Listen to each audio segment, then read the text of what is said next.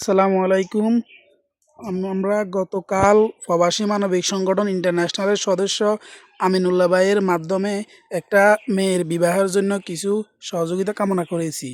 এখন আজকে সকালে 15,300 টাকা ওনারা আমার মাধ্যমে দিয়েছে। আমি এই টাকা মোহাম্মদ ওবায়দুল হককে দিতেছি।